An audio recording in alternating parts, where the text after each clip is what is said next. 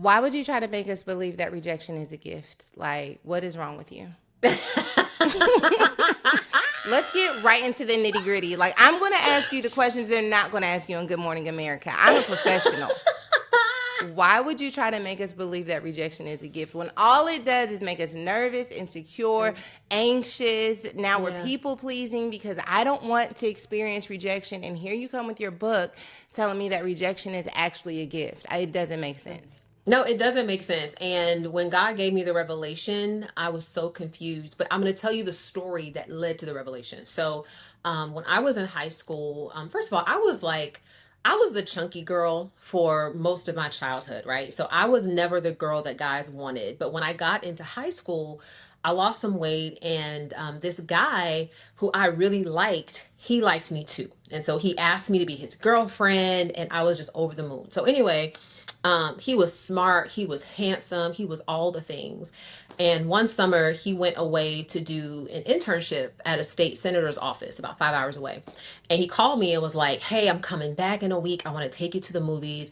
And I was so excited. I got my hair done, my nails done. Like, I was ready, okay? But an hour before we were supposed to go, he was supposed to pick me up. He called me and was just like, "Hey, I had a family emergency. I'm going to have to reschedule." And I was just like, what? Of course I was bummed, but I was like, look, it's a family emergency. What are you going to do? So anyway, I called some of my friends and I was like, hey, y'all want to go to the movies? And so they were like, sure. So we go to this movie theater and I'm standing in line and I look over and I see my boyfriend holding hands with another girl. Now, at the moment that I saw him, he looked back and saw me. And like the color drained from his face, right? So, as you can imagine, I was so crushed. It's like I felt abandoned. I felt discarded. I felt humiliated. Like my friends knew I was in this relationship. And so, the guy the next day, he was calling me, trying to apologize. I wouldn't take his call. I said, forget it. So, anyway, fast forward, this is maybe 15 years. I'm working at Meta, well, the company formerly known as Facebook. And a pastor friend of mine reached out to me and was like, hey, I need your help with something. And I said, sure, what's up? He said, I need you to help me take down one of my mentees' Facebook pages, which was crazy to me because I was like, I've had people ask me to help them get their page back up after it was taken Right. down. I've never had anyone ask me to take it down. So I was like, I don't know if I can help you with that. That's really weird. What's going on? He said, look, this is one of my sons in the ministry. People are saying really mean things on his page. I need you to help me take it down. And I said, well, I don't know if I can help with that, but send me the link and I'll see what I can do. I'll escalate it. So I click on the link that he texts me. Staring back at me is a picture of my ex-boyfriend. And I scroll down on the page and I see comments from people basically being like, cheaters get what they deserve. He had it coming. I hope his wife is okay and all this stuff, right? And I'm like, what happened? Well, so I don't normally watch television. I'm just not a big television watcher. So I apparently missed the news that he was murdered by his mistress, who also tried to kill his wife. And Nona, and this come is to not the direction that I thought the story was listen, going. listen.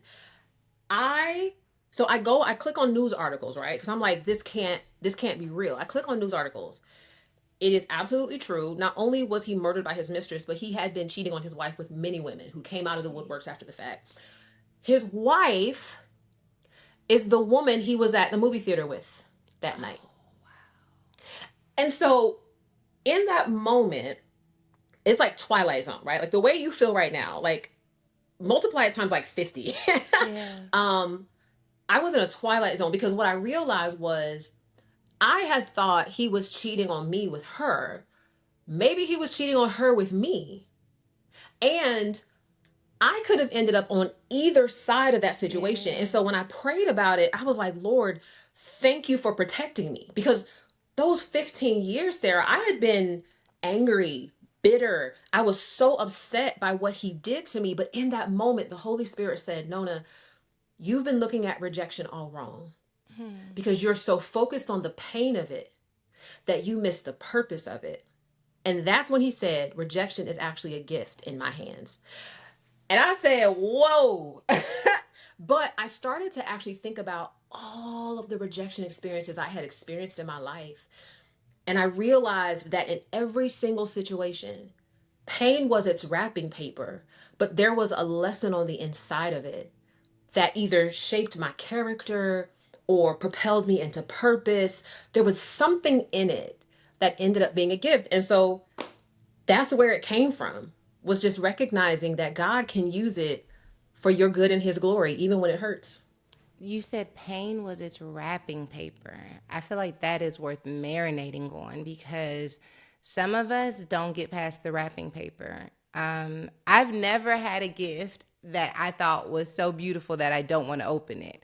But I have had some Mm-hmm. issues in my life that felt so painful that it felt like there was nothing that could come from the inside of it. But the paradigm of pain being wrapping paper and us daring to do the work to navigate the pain to figure out what's inside of it feels like a journey that each of us should be willing to take. But tearing that wrapping paper over open is almost more painful than the incident itself. How do you get to a Yes. space where you're willing to say, okay, if pain is a wrapping paper, how do I carefully my husband always, when he opens presents, he never rips it open because when he was growing up they reused wrapping paper, and so like he opens it very carefully so that he can preserve the wrapping paper. I Yeah. feel like that is kind of how we're going to have to navigate pain being the Mhm. wrapping paper. How do Yeah. we gently begin to tear open that pain so that we can figure out the purpose connected to it? I think it starts with, I mean, honestly, the reason why I wrote the book is because just the awareness that rejection is a gift in and of itself is a paradigm Mm. shift, because what that does is it puts you in a different posture from where at first you would see yourself as, I'm a victim, this thing happened to me, I'll never get through it, I'll never get over it. But now that you recognize, oh wait, there's a gift in this, it places you in the posture of a student, which Mm. is, okay, what can this teach me about myself? What can this teach me about other people? What is it that God may want to work through this situation for my good? I believe that rejection is a gift that will make you better if you open it, or bitter if you don't. And many people are walking around bitter because, like you said, we stop at the wrapping paper. And I Yeah. think having that just thought, like, okay, this hurts, and there's also something that I need to learn from this. What is the lesson? That's how you start to slowly peel it back and begin to explore what it wants to teach you. Okay, so I have a question for you because I think when we think about rejection, we're generally thinking about us being on the receiving end of rejection. But I want to talk a little bit about the reality that in order for us to have boundaries, in order for us to lead, in order for us to have self care, we have to reject certain Absolutely. people, certain things. That to me is another gift of rejection, is what Mm-hmm. you get to hang on to Mm-hmm. when you dare to reject other people's expectations, other people's Yeah. needs in an effort to protect yourself.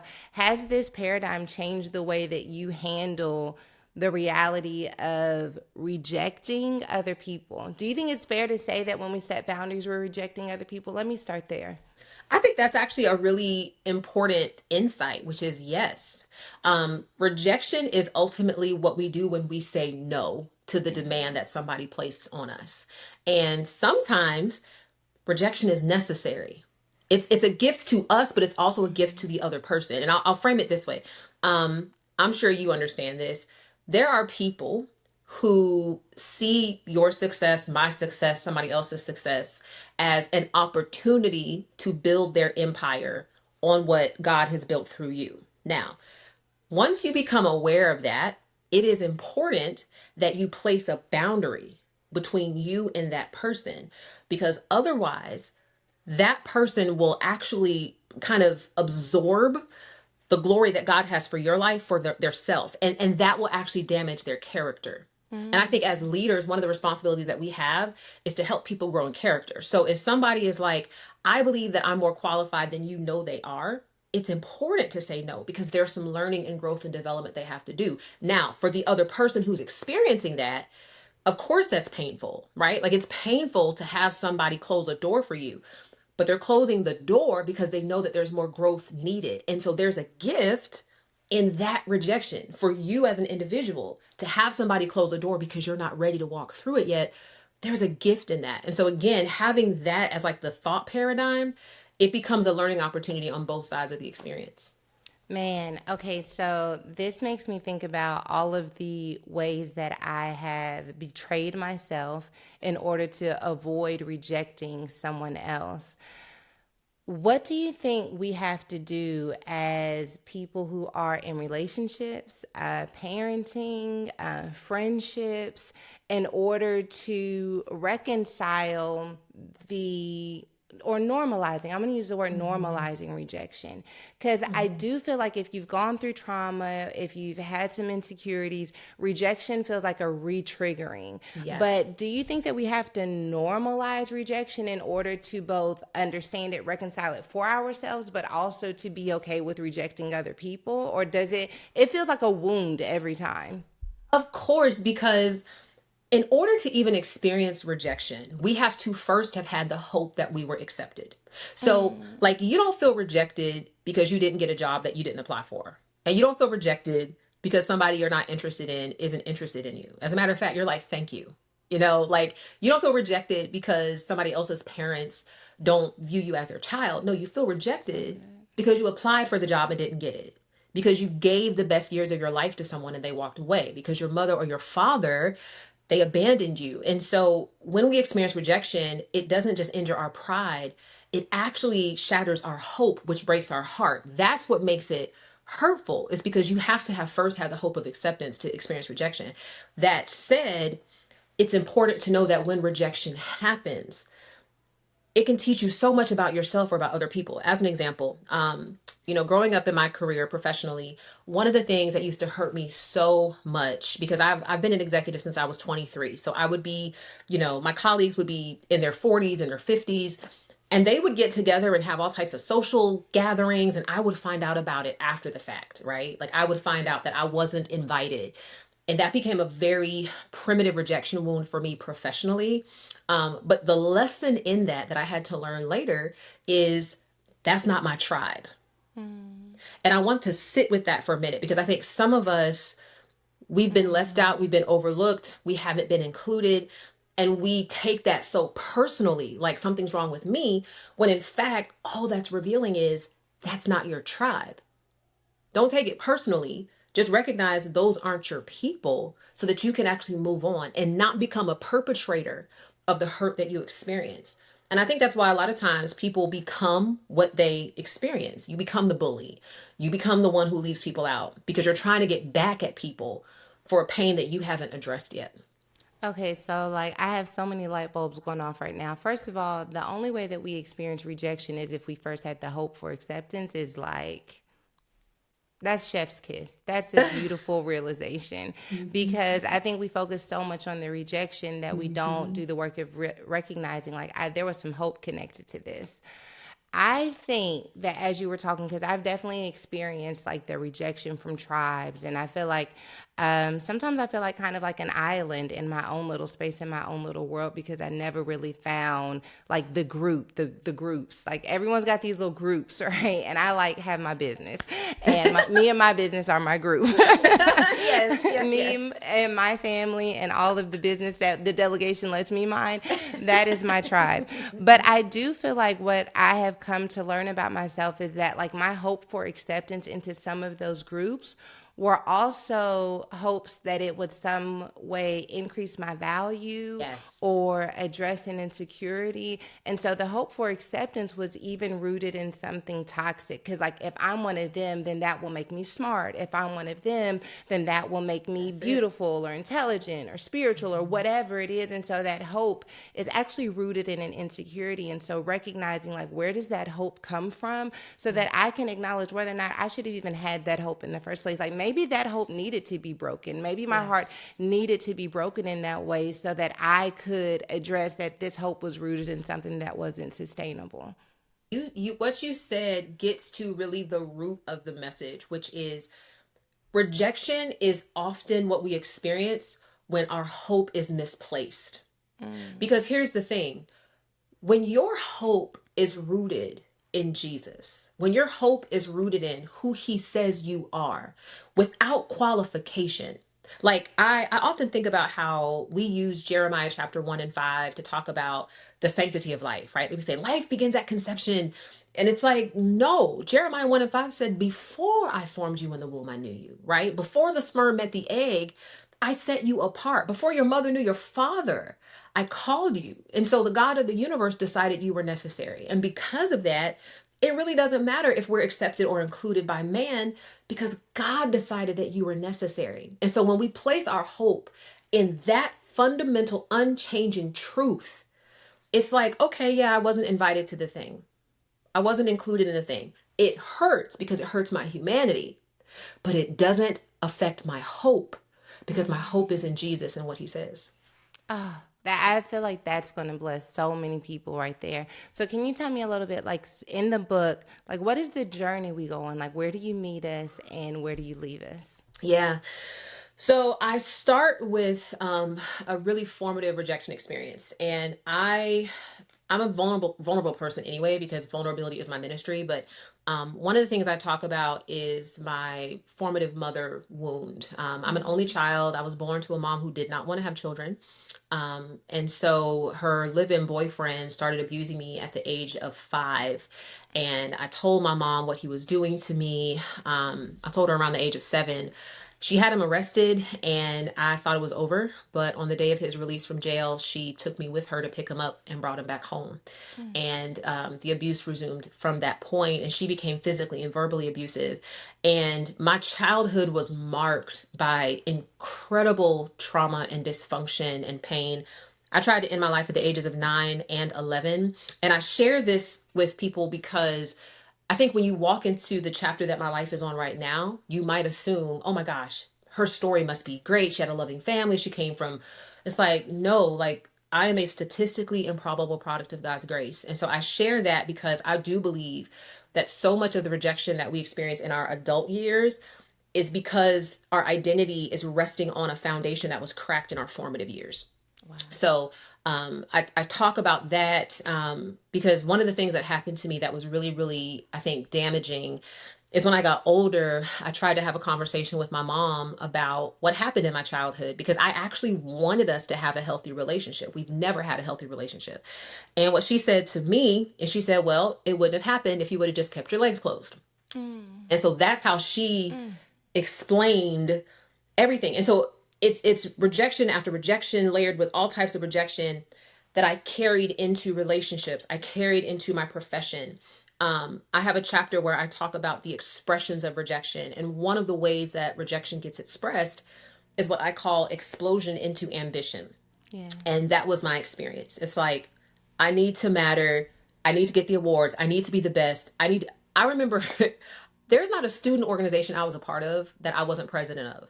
I was captain of the dance team, captain of the track team, captain of the tennis team. Like I had to be the best and the first and the youngest because I was trying to fill a rejection black hole. I didn't have language for it, but that's what it was. And so I help readers through this story really see, number one, I don't care what it looks like.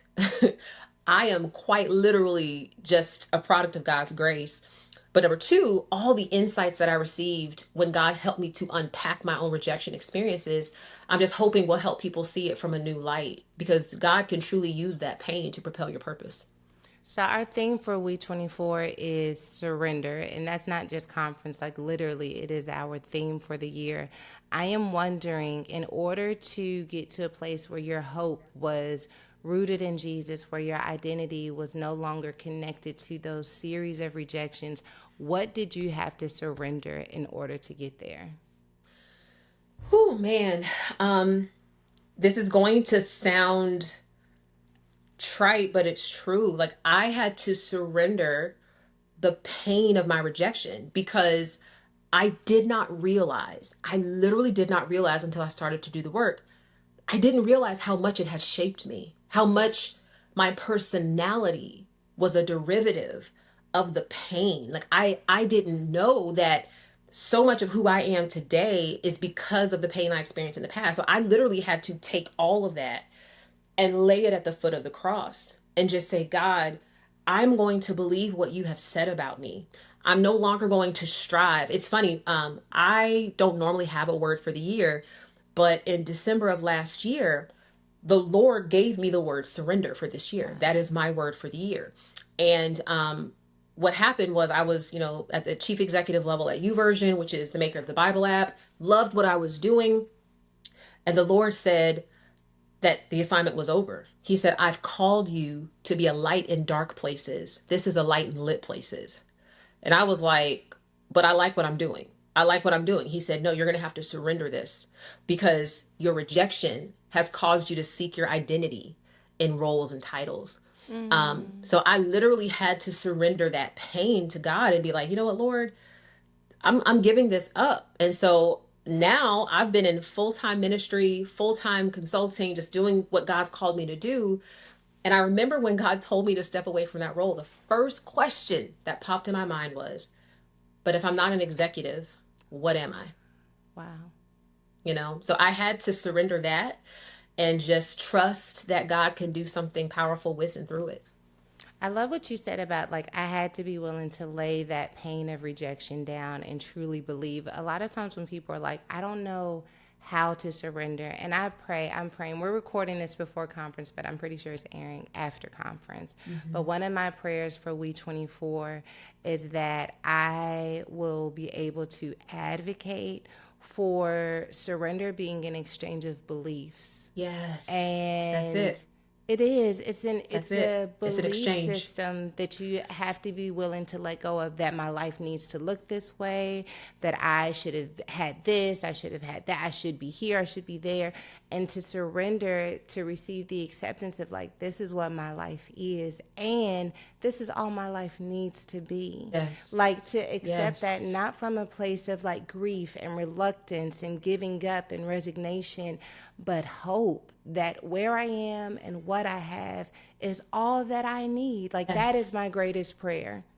I love that so much. And even when I learned about the theme of the conference, what struck me is when we surrender, we surrender under one of two circumstances.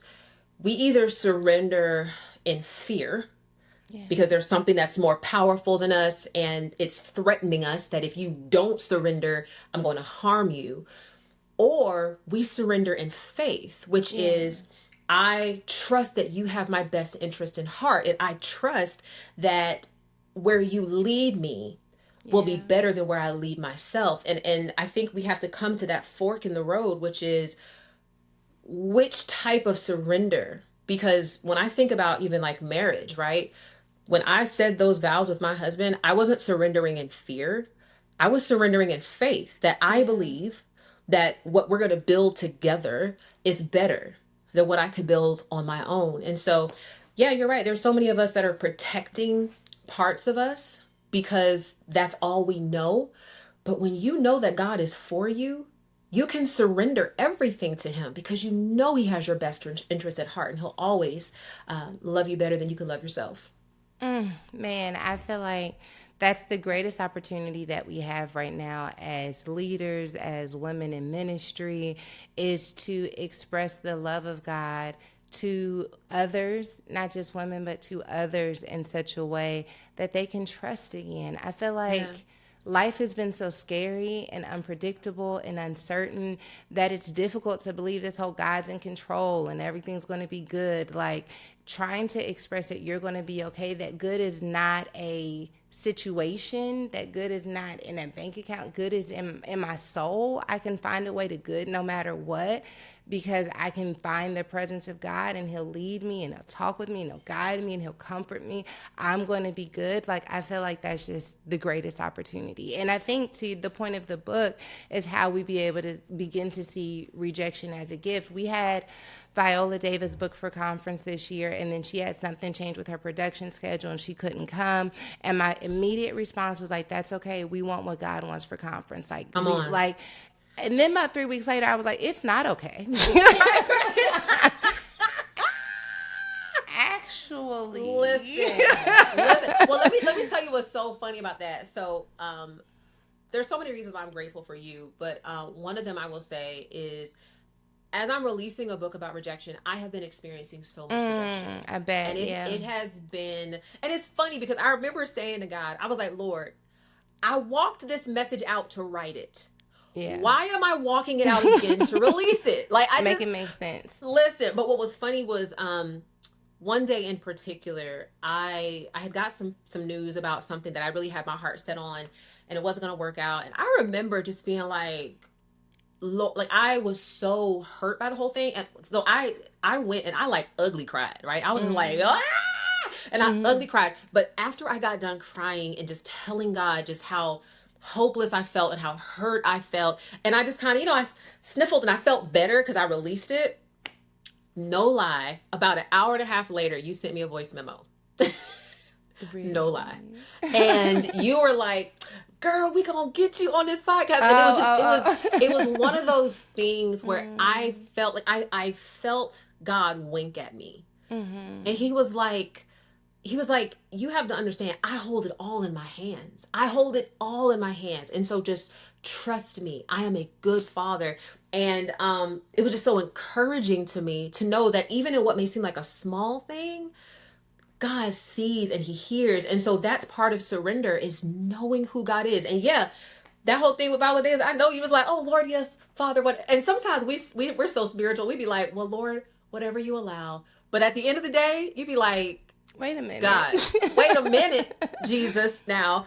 But even that, he hears and he honors. He honors Yeah. our disappointments and our discouragements and the things that we had our heart set on, because he's a good father. And that is who we surrender to, not our circumstance. We don't like the circumstance, but I surrender to the God who controls the circumstance. Yeah. I have a feeling too, because I don't know what's going to happen this year, but I have a feeling that I'm going to be standing in the moment and I'm going to be like, everyone who's supposed to be here is here, and everything that was supposed to happen has happened.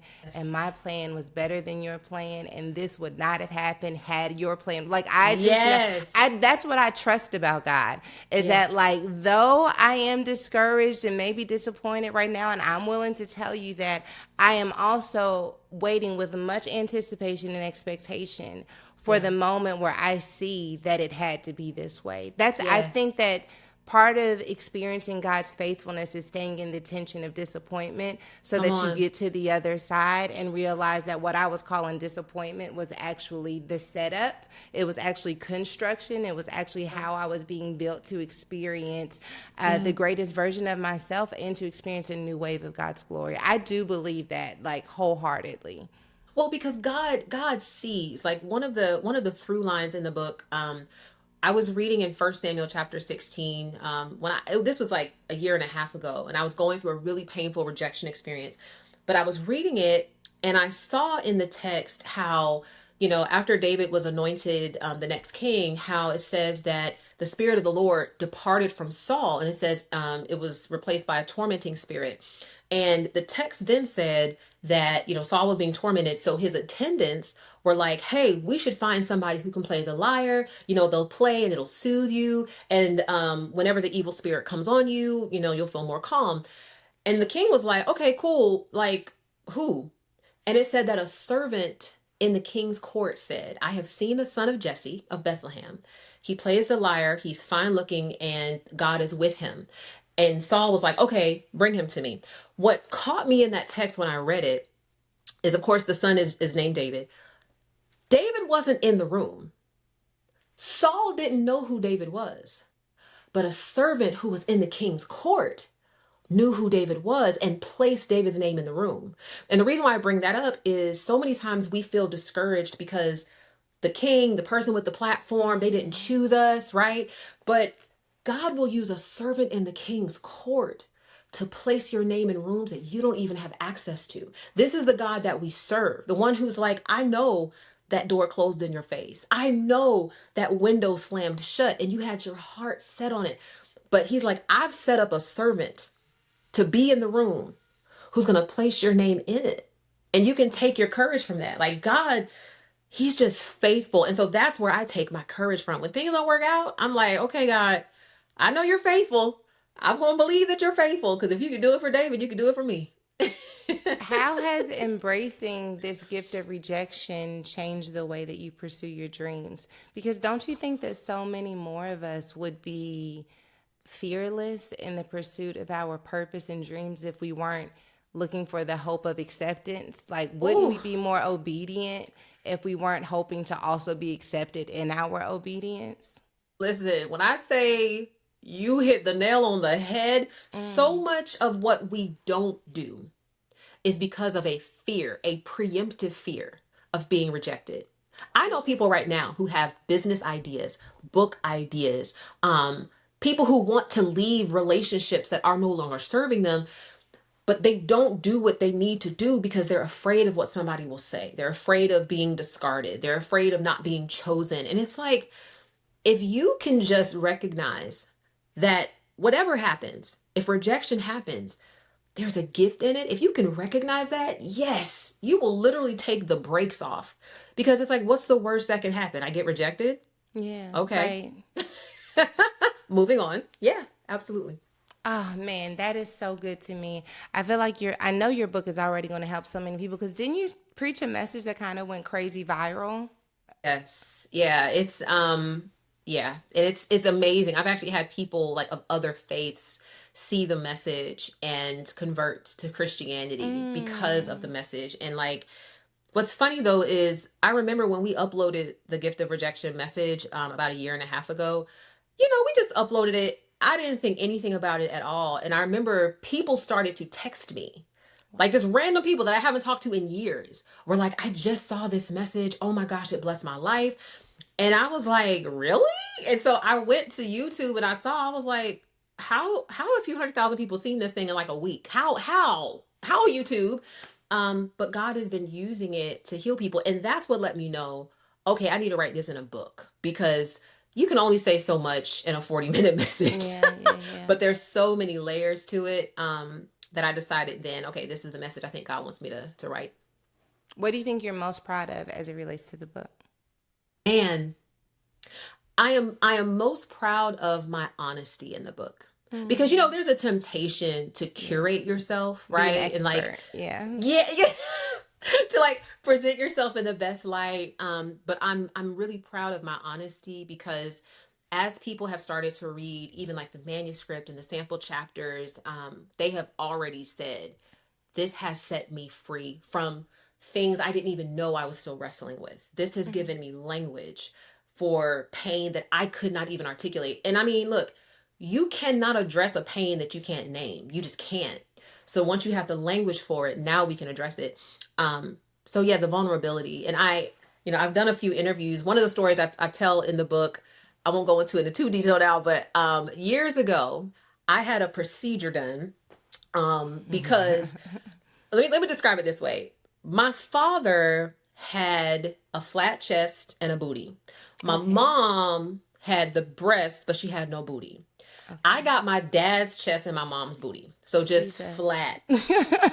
Flat. Okay. And The genes were like, never mind.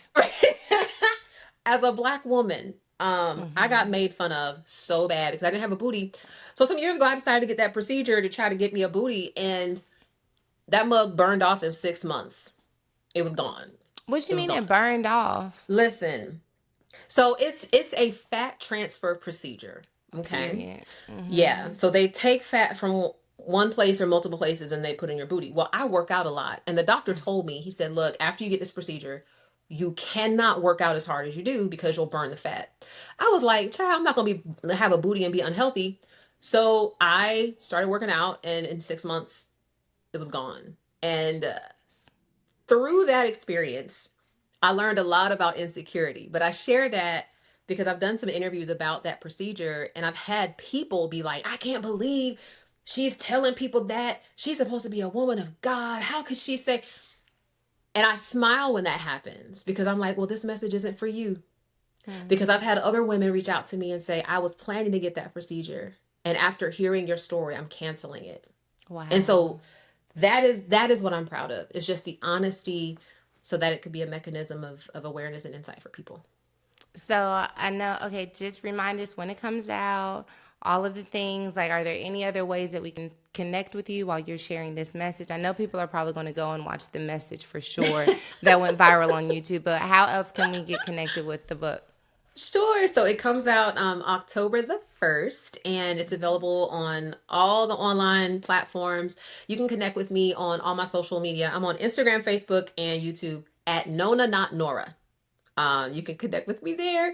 But yeah, I'm excited for people to get the message, and whatever God decides to do with it, I will rejoice because I know that He's going to get the glory.